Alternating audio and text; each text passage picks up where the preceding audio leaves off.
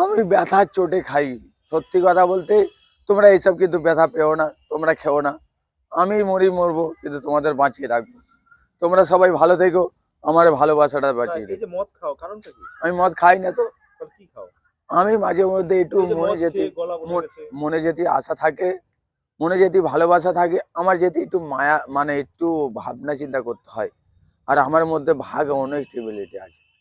যদি বলো কেন? কি আছে? এটা ভাইরাল হয়ে গেলে কন্ডোমাইসি যে কত অডিয়েন্স, কত ফলোবার, এসব কথা ওদের সাথে কথা বলতে মাথা ঠিক থাকে না। আর আমি যে ট্রাভেল করি, এই যে আমার গাড়ি বলো, বাড়ি বলো, আমার এইসব কিছু চাই না। আমি খালি অডিয়েন্সের ভালোবাসা, ওদের ভালোবাসার জন্য টেনশন মুক্ত হই অনেক সময়। অনেক সময় আমি বাড়ির জন্য চিন্তা করতে হয়। তো সেই হিসাবে সিগারেটটা একটু আধা টানি। আচ্ছা কি খাও তুমি? সিগারেট আর কি? আর কিছু